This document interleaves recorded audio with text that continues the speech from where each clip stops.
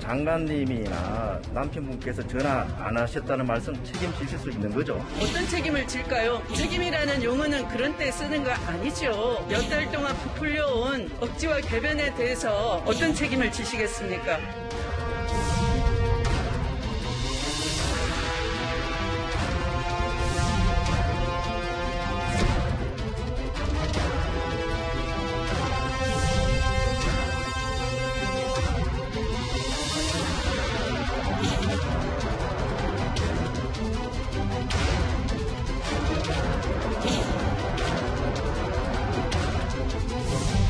아픈데 아들이 혼자서 진단서 끊고요. 그 증명을 다 했던 것이고요.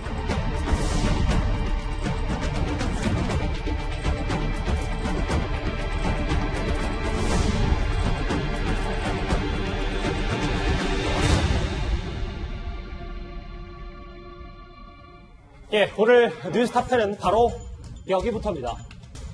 아들 군 특혜 의혹의 무혐의 처벌을 받고도 거짓말을 한 사실이 검찰 수사로 드러나면서 다시 논란의 중심에 선 추미애 장관입니다. 그런데 연휴 첫날 아침부터 SNS에 입장을 밝히면서 반격을 시작한 것 같습니다. 후보자는 관여한 바가 없다는 겁니까? 관여한 바가 없습니다. 이렇게 SNS상 근거 없는 것이 또 돌기 때문에 그 이웃집 아저씨의 오인과 추측을 기반으로 해서 공익 제보의 요건을 갖추려면 공익에 부합해야 되는 제보이고요.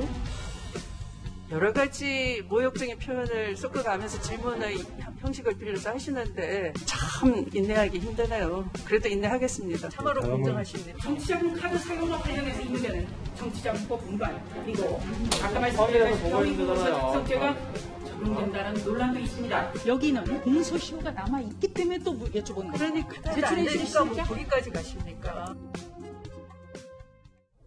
이 소식부터 이제 시작을 좀 해보겠습니다. 이현정 의원님. 네. 오늘 이른 아침이었습니다. 한 8시쯤에 본인 SNS에 이 입장을 올렸는데 사과나 해명 대신 그러니까 제보자의 일방적인 주장을 정쟁으로 도구로 삼은 무책임한 세력들은 반드시 엄중한 책임을 져야 할 것. 이제 본인이 공세로 전환을 좀 한 겁니까? 참 저는 적반하장이라는 이야기를 이럴 때 쓰는 게 아닌가 생각이 드는데요. 문재인 대통령이 취임사에서 거짓으로 진실을 덮지 않겠습니다라고 약속한 바가 있습니다.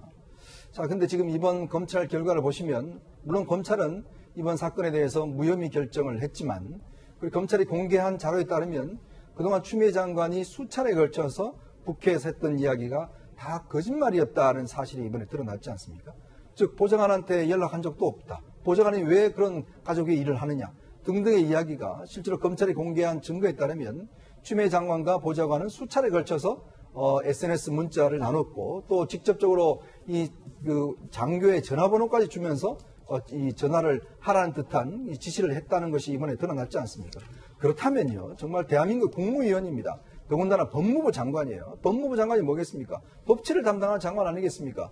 그렇다면 본인이 수차례 국민들 앞에서 더군다나 한 번도 아니고 두 차례, 세 차례 걸쳐서 국민들 앞에서 다른 이야기를 했다라면 정말 제 같으면요, 제가 몰랐다, 기억이 없었다라고 어떤 면에서 보면 그런 거짓말이라도 하겠어요. 그런데 지금 이제 오늘 아침에 올린 글을 보면 어떤 면에서 보면 이 무책임한 세력들을 반드시 엄중한 책임을 져야 한다. 어떤 면에서 보면 지금 어떤 면 이런 주장들, 이렇게 이 주장들에서 좀 입을 막겠다는 저는 취지로 읽히거든요. 과연 그렇습니다. 이 모습을 보시면서 정말 대한민국의 법치라는 게 어떻게 되어가는 건지, 과연 국무장관이 이렇게 국무위원이 이렇게 어떤 면에서 자기 주장한 바에 대해서 이렇게 어떤 다른 이야기를 할 수가 있는 것인지 참 답답할 따름입니다. SNS 내용 좀 더 만나보겠습니다. 김 변호사님. 네. 여기 지금 제가 다 읽지는 않겠습니다만 내용인 즉슨 본인은 검찰개혁을 위해서 뛰고 있는데 일부 야당과 언론이 집요하게 지금 정치 공세를 펴고 있다. 이게 억울한 공세를 당했다. 이런 내용인 것 같더라고요. 근데 이거 시작한 게 보수야당과 보수언론 시작한 거 아니에요. 그렇잖아요. 그러니까 제보자의 말이 더 나온 거. 예를 들어서 제가 예전에도 말씀드렸지만 조국 전 장관 같은 경우에는 어쨌든 시작이 조국 전 장관 인사청문회 하다가 언론에서 시작한 거고 검찰의 수사가 시작됐으니까 뭐 조국 전 장관을 지지하는 측에서는 검찰 수뇌부가 검찰 개혁을 막기 위해서 뭐 소위 말하는 보수 언론과 손을 잡고 조국 전 법무부 장관을 공격했다. 뭐 이렇게 생각할 여지가 전혀 없는 건 아닙니다. 제가 그게 맞다는 건 아니지만 예. 여지 자체가 그렇게 볼 그 지지자들 입장에서 그때 추미애 전 장관 이거 보시자고요. 검찰을 수사했습니까? 아닙니다. 검찰은 오히려 추미애 장관의 입장과 우연인지 필연인지 모르겠지만 괴를 같이 하는 수사 결과를 내놨어요. 이거 언론과 소위 말하는 추미애 장관이 얘기하는 보수 언론과 보수 야당이 시작한 겁니까? 아닙니다. 이건 제보자를 통해서 시작한 겁니다. 처음에 이걸 보도됐던 신문은요, 주간신문이고요, 소위 말하는 보수 언론도 아니에요. 그 언론 기사 난 걸 보고 야당에서 청문회 때 의혹을 제기한 거고, 잠잠해 있던 것이 그 현일병의 어떤 증언이 다시 나오면서, 그러면서 이게 커진 거기 때문에, 이걸 누가 무슨 보수 언론과 보수 야당이 추미애 장관 끌어내리기 위해서 기획한 그런 흔적은 전혀 없습니다. 그러니까 추미애 장관, 근데 뭐든지 본인을 공격하면 검찰 개혁을 방해하는 것이다. 본인이 추진하고 있는 검찰개혁은 절대 선이고 그것과 나는 동일시되기 때문에 나를 공격하는 사람들은 검찰개혁을 막으려는 적폐 세력이다라는 것이 추미애 장관이 가지고 있는 프레임인 것 같은데 이거는 그것과는 거리가 멀다라는 걸 좀 말씀을 드리겠습니다. 사실 이 SNS 내용을 봤을 때 세간의 관심은 이 거짓말 논란을 추 장관이 어떻게 해명할 것인가 이 부분이었을 텐데 장혜식 변호사님 그 내용은 없었습니다. 사실 저는 한 줄이라도 해당 부분에 대해서 완전히 사과하지는 않는다면 최소한 그 당시에 내 기억이 잘못돼 있었다. 그 부분은 국민들 앞에 유감이다라는 그런 입장표는 들어가 있을 줄 알았습니다. 하지만 본인이 국회 대정부질이나 여러 상임위 활동 등을 통해서 보좌관에게 전화 지시한 적이 없다는 이 거짓말 논란의 핵심적인 부분에 대해서는 이런 방구도 언급이 없었어요. 결과적으로 반성해야 될 부분은 외면하고 본인 입장에서 억울한 부분에 대해서만 다시 한번 역공의 포인트로 삼는 그런 입장문이었기 때문에 이 정의와 공정을 담당하는 법무부 장관의 입장문으로서는 너무나 많은 아쉬움이 느껴지는 대목이고요. 이 같은 입장문의 배경에는 어차피 지금 국민이 보수와 진보로 완전히 갈라진 상황, 조국 전 장관 사태 때부터 그때부터 지금 내가 사과를 해본들 돌아선 이 보수층 지지자들의 마음을 다시 살 수 있는 것은 아니니 완벽하게 결집된 여권 지지자들의 마음만 안고 가겠다는 그렇게 돌파해도 충분하다는 어떤 정무적 배경이 있는 게 아닌가 싶고요. 앞선 부분에서 제가 간단히 조금만 보충 설명을 하자면 검찰개혁을 자꾸 방해하려고 문재인 정부 장관을 타깃으로 한다는 취지로 말을 했는데 사실상 검찰개혁의 핵심인 이 검찰의 수사권 조정은 초대 장관인 박상기 장관과 문무일 검찰총장 때 원안이 거의 다 나왔습니다. 그때 행정안전부 장관과 법무부 장관 사이에 서명도 했었고요. 그런데 그 뒤에 조국 전 장관이 오지 않았습니까? 그런데 조국 전 장관은 민정수석 때 검찰의 직접 수사 필요성을 오히려 인정했었습니다. 그렇기 때문에 아주 디테일하게 검찰개혁의 방향을 보게 된다면 윤석열 총장이나 뭐 한동훈 이 검사장이나 이런 사람들이 갑자기 검찰개혁의 방향을 틀고 싶어서 조국 전 장관 때부터 수사를 강행했다는 것은 이 맥락을 알고 보면 전혀 말이 안 되는 주장임을 제가 한번 역사적 사실을 통해서 짚어보고 싶은 겁니다. 그리고 근거 없는 주장을 한다면서 다소 매도를 했던 이 당직 사병 현병장에 대한 사과 메시지는 오늘 없었습니다. 제 아들을 안중근이라고 비유를 한 것이 아니라 안중근 의사께서 위국 헌신 군인 본분이야라는 글을 남기셨는데 그 말씀처럼 나라에 헌신하는 것은 군인의 본분이다라는 취지로 아픈데도 불구하고 끝까지 군무에 충실했다 함을 그 말씀에 따랐다 함을 강조해 주지 않았나 싶은데 제 아이를 너무 과장하거나 또는 명예훼손죄건 형제 공무 또는 탈령 이런 극단적인 용어 그런 걸로 깎아내리거나 하지 마시고 김건희 교수님 저하고 화면을 같이 만나보겠습니다.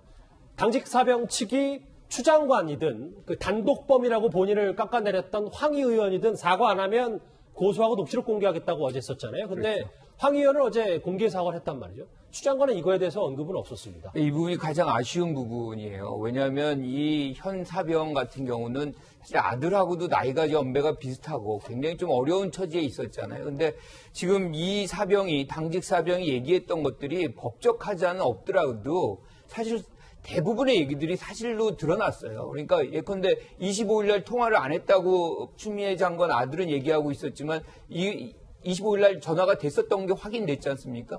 그리고 이제 뭐 지원 대위가 와서 휴가철이 됐다. 뭐 그 얘기도 이제 확인이 된 것이고 따라서 이런 부분에서는 오히려 추미애 장관이 좀 더 마음을 넓게 가져서 이 사병에게 좀 미안하다는 말이라도 했으면 국민적으로 조금 더 이렇게 좀 마음이 보는 사람의 입장에서 나아지지 않았을까. 왜냐하면 이 군인도 여러 가지로 사실은 많은 일정인 부분 이제 공격을 많이 받았잖아요. 그러니까 이런 부분을 엄마의 입장에서 조금 감싸줬다 그러면 좀 좋았지 않았을까. 뭐 이런 아쉬움이 많네요. 그러니까 그 부분이에요. 김 교수님. 하나 더 짧게 여쭤보면 추 장관이 오늘 SNS 내용 중에 합당한 사과가 없으면 후속 조치를 하겠다고 했는데 정작 본인은 당직 사병에 대해서 어떤 입장도 내지 않았기 때문에 지금 그 부분이 좀 뭔가 어폐가 있지 않냐 뭐 이런 그러니까 사과를 떠나서 사실은 여전히 객관적으로 검증되지 않은 일방적 주장이라고 얘기를 규정을 해요. 당직 사병의 얘기를. 그러니까 이것은 지금 검찰이 결과를 내놓은 거하고도 또 상치되거든요. 사실관계가 이미 드러난 부분인데 그거를 받아들여주지 않는다는 것도 법무부 장관으로서의 좀 자세가 아닌 거 아닌가 이런 생각이 좀 들 수밖에 없는 거죠. 검찰에서는 무혐의 그러니까 불기소 처분이 났음에도 오히려 지금 거짓 해명으로 논란에 좀 기름을 부은 모양새가 됐는데요. 저희가 추 장관의 말 논란 영상들을 좀 모아봤습니다.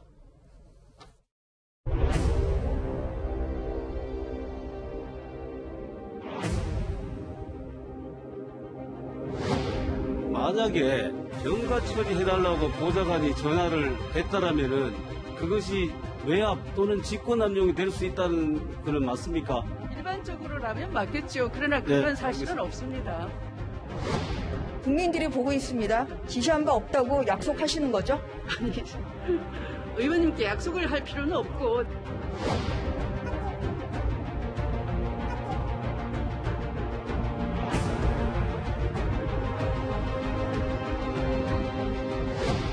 전화 한 통으로 이렇게 해결이 가능하다고 생각하는 부모가 대한민국에 얼마나 되겠습니까?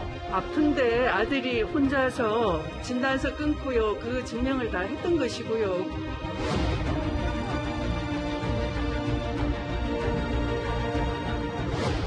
보좌관이 지금 한 행위는 규정청탁방지법에 따라서 2년 이하의 징역이나 2천만 원 이하의 벌금에 처할 수도 있습니다. 알고 계십니까?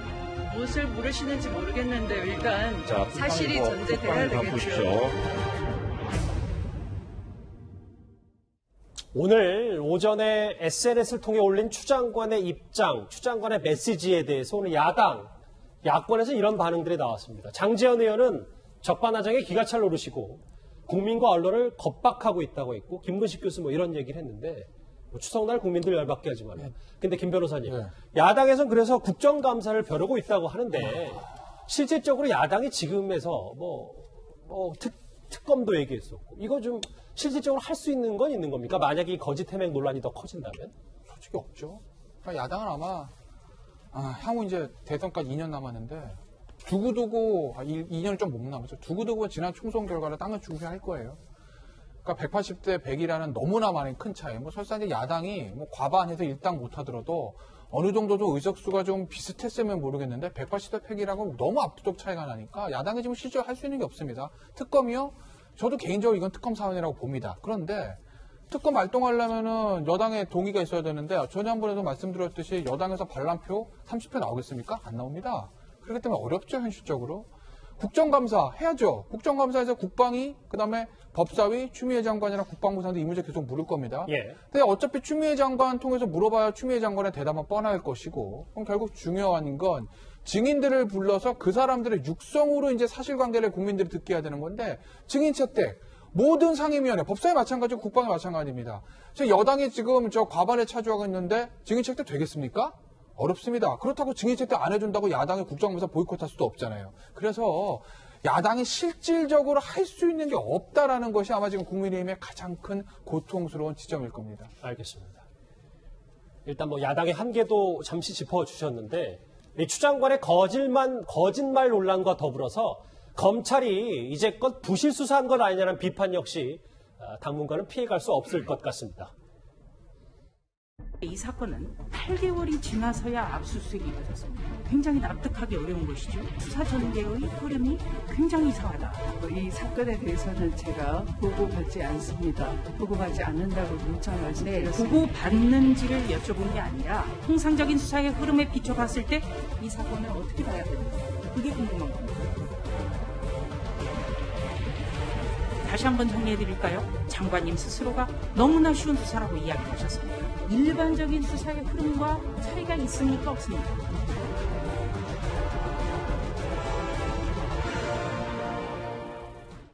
예, 이 내용을 같이 좀 만나보겠습니다. 이현정 의원. 네. 사실 논란의 중심에 서 있는 게 그 추 장관과 당시 보좌관 간의 그 장교 번호 교환 건이었잖아요. 이 문제 카카오톡. 근데 이 검찰 심의위에서 만장일치로 공개가 결정이 됐는데 원래 애초에 원한 보도 자료에는 이 카톡 내용이 공개가 되지 않았더라고요. 저도 그렇게 듣고 있습니다. 사실 이제 검찰이 수사를 하게 되면 이 수사 결과를 이제 발표를 하기 전에 사실은 대검의 지휘를 받게 돼 있습니다. 예. 대검에서 각 간부들이 모여서 이 수사 결과가 잘 됐는지 안 됐는지에 대한 이제 회의를 하게 되는데요. 제가 듣기로는 이 추미애 장관 관련돼서 이제 이 회의가 있었는데 이 회의에서 대검의 간부들이 아니 이거 지금 국민을 설득시켰느냐라는 비판이 있었다 그래요. 왜냐하면 지금 우리가 보신 그 자료에 따르면 이게 여러 가지 논란의 소지가 있지 않습니까? 지금 청탁한 사실이 어떤 면에서 보면 근거가 있잖아요. 더군다나 지금 핵심적인 증인인 당시 김대휘 같은 경우에 초기 진술과 그 다음의 진술이 상당히 많이 달라졌어요. 초기에는 휴가를 낸 것 같다라고 이야기를 했는데 나중에 자기 전화를 직접 업체에 맡겨서 사설업체에 맡겨서 포렌식을 했어요. 근데 그 포렌식을 한 걸 보니까 당시에 휴가를 명시적으로 내준 게 없다라는 이제 게 드러나서 그걸 다시 진술을 바뀌었거든요. 근데 문제는 동부지검에서 이 진술을 아예 배척을 해버렸습니다. 그러니까 초기 진술만 이제 수용을 해버렸거든요. 그래서 일부 대검 간부들이 이것 좀 더 추가적으로 수사해 봐야 되는 거 아니냐 지적을 했는데 김관정 당시 동부지검장이 내가 책임을 지겠다. 더 이상 수사해도 나오는 거 없다. 이렇게 지금 밀어붙여서 결국은 이제 발표를 하게 됐는데 문제는 발표를 하게 되면 이제 보도자를 만들지 않습니까? 예. 근데 당초에는 우리가 이 내용 말고 그냥 검찰의 수사 결과만 발표하기로 했는데 수사심의라는 게 있습니다. 이게 뭐냐면 검찰의 결과를 발표할 때 변호사나 교수나 이런 분들 구성된 심의위원회가 있어요. 이게 조국 전 장관 때부터 만들어진 거죠? 조국 전 장관 때 이제 기소되기 전 단계에서는 발표하지 못하게 하면서 기소될 때 발표하게 하면서 수사 심의를 거치게 돼 있어요. 근데 수사 심의에서 보니까 아니 이거 왜 공개 안 하느냐 해서 수사 심의에서 이거를 만장일치로 공개 결정을 내렸어요.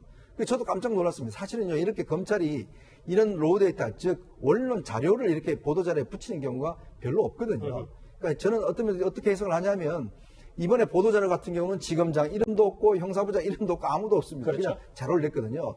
그러니까 좋다. 예를 들어서 결과 자체는 원하는 대로 결과를 발표하겠다. 단 이 자료를 공개함으로 해서 국민들이 한번 판단해 보시라. 저는 그런 어떤 취지가 있었지 않는가. 해석은 국민들이 좀 해봐라. 그렇죠. 왜냐하면 이건 누구나 보면 아니 이거 지금 장관이 국회 와서 이야기했던 거 정부 안 된대? 연락했잖아. 그리고 현 병장하고 지금 서일병하고 전화통화했잖아. 이 사실이 나온 거예요. 그런데 검찰은 이거 청탁이 아니다고 이야기를 한 겁니다. 그렇죠. 그럼 일반 국민들이 보시기에 이거 말이 돼? 라고 이제 할 수 있는 그런 자료를 낸 거죠. 어떤 면에서 보면 검찰이 자기 책임을 회피하게 한 걸 수도 있고 또 하나는 한편으로 보면 지금 추미애 사단, 즉 추미애 장관이 임명한 사단에 대한 반란의 분위기도 있는 것 같고 뭐 여러 가지로 해석은 할 수 있을 것 같습니다. 그런 시각이 있군요. 김 변호사님. 여기 화면에도 잘 나와 있는데 검찰의 이번 수사가 허술하다는 비판이 나오는 이유가 바로 핵심이 이건 것 같더라고요. 그러니까 추가를 승인한 이 핵심 당사자 이 A 대위가 좀 기억을 되살려 보니까 본인이 기존 진술은 기억에 착오가 있었다는 걸 알게 됐다. 승인한 적 없다. 이렇게 얘기를 했다가 지금 이거를 지금 검찰이 증거 채택을 안 한 거잖아요. 아니, 사실은 피의자도 아니고 참고인이 피의자도 아니고 피해자도 아닙니다. 단순 참고인이에요. 이 대위가요? 그렇죠. 제보자니까. 제보자는 단순 참고인이 3년 전에 이를 정말 토시 하나 제보자는 아니군요. 이 대위는 죄송합니다. 단순 참고인입니다. 단순 참고인이 3년 전의 일을 진짜 토시 하나 틀리지 않고 정확하게 기억했다는 거. 그거 인간의 기억의 한계를 생각하면 그게 사실은 오류가 있는 거죠. 그러니 진술이 좀 바뀔 수 있습니다. 내가 3년 전의 일이라서 그때는 잘 생각 안 나는데 다시 생각해보니까 이게 맞는 것 같아요. 바뀔 수도 있어요. 그러면 법원이든 검찰이든 어떤 진술이 맞는 것이 판단함에서 가장 중요한 게 뭘까요? 그 진술 내용을 뒷받침할 수 있는 객관적인 증거입니다. 그렇겠죠. 그걸 보고 이 사람의 진술이 왼쪽에서 오른쪽으로 바뀌었는데 오른쪽에는 뒷받침할 수 있는 증거가 있는데 왼쪽이라는 진술에 증거가 없으니까 오른쪽 채택 이렇게 되는 거거든요. 그런데 초기의 진술, 휴가 승인 통보했습니다. 여기에 대해서는 그냥 진술만 있을 뿐 어떤 뒷받침이 있는 증거를 제출했는지 알려진 게 없습니다. 그런데 그게 아니라 진술이 바뀐 부분, 나 그렇게 승인한 적 없는데 여기에는 뒷받침하는 저 증거들을 그 진술자가 새로 냈어요. 일부 언론에 보도가 됐는데 그게 뭐냐? 본인의 휴대전화를 포렌식 했더니 문제가 됐던 25일 밤에 저 그 서일병의 보좌관이 이 대위한테 전화해서 서일병이 굉장히 불안해하고 있으니까 전화 한 통화 해주십시오라는 문자 메시지가 왔다는 거 아니겠습니까? 예. 그걸 내면서 만약에 휴가가 승인이 다 이미 났다면 서일병이 불안해할 필요가 없지 않냐. 그게 아니니까 25일 밤에 당직 사병이 현병장에 막 찾아서 들어오라고 하고 그러니 불안하니 보좌관 통해서 대위인 나한테 연락을 해가지고 전화 한 통화 해달라고 한 거 아니겠느냐라는 취지의 진술서를 다시 제출했다는 거 아니겠습니까? 그 문자 메시지를 붙여가지고. 그런데 저 검찰은 동부지검은 그걸 채택 안 하고 초기 진술 채택했다는 거예요. 그렇기 때문에 이 수사가 과연 잘된 것인지에 대한 여러 가지 얘기가 있는 거고 이런 부분들 때문에 대검에서도 다시 한번 보강 수사를 하라고 지휘를 했던 건데 동부지검이 아닌데요. 저희가 책무 판단한 게 맞는데요. 하고 무혐의를 한 겁니다. 그럼 김 변호사님 질문 하나만 더 드릴게요. 예. 윤석열 총장의 대검찰청이 어쨌든 보강 수사를 지시했는데 이게 받아들여지지 않고 이틀 전에 이제 수사 결과가 긴급히 발표가 됐잖아요. 전격적으로. 그럼 윤석열 총장의 지금 검찰 내 위상과 한계가 이걸 좀 보면 고스란히 드러난다 이렇게 받아들여도 됩니까? 근데 사실은 뭐 대검에서 지금 대검 이종근 형사부장도 추미애 장관의 사람이라고 알려져 있는데 대검 이종근 형사부장은 알려진 바에 따르면 언론 보도에 따르면 그냥 동부지검 이 수사한 대로 하십시오 뭐 이렇게 얘기를 했다라는 거고. 근데 문제는 어쨌든 추미애 장관이 임명했던 조남관 대검 차장이 그 수사심의위원회 위원장임에도 불구하고 이 수사 문제 있다고 일단 대검 쪽에서 결론을 냈던 거 아니겠습니까? 그러니 비단 이게 추미애 사단이냐 윤석열 사단이냐 누구 편이냐를 떠나서 대검 간부들이 보기에 추미애 장관이 인사했던 간부들이 보기에도 이 수사 좀 무리가 있는데라고 판단했다는 거예요. 예. 그렇기 때문에 지금 아마 야당, 즉 고발인 쪽에서 할 수 있는 건 이제 검찰 항고를 할 겁니다. 그럼 서울 고검에서 이걸 들여다보게 될 텐데 서울 고검은 그래도 동부지검에 비해서는 조금 뭐 추미애 사단이다, 윤석열 사단이다 이런 것과는 조금은 좀 결이 다른 측이거든요. 그래서 아마 서울 고검에 아마 다시 한번 제 항고, 검찰 항고 이 결과를 한번 조금 더 지켜봐야 될 것 같습니다. 알겠습니다. 추석 연휴 첫날 SNS를 통해서 반격에 나선 듯한 추미애 장관 얘기 첫 번째 이슈였습니다.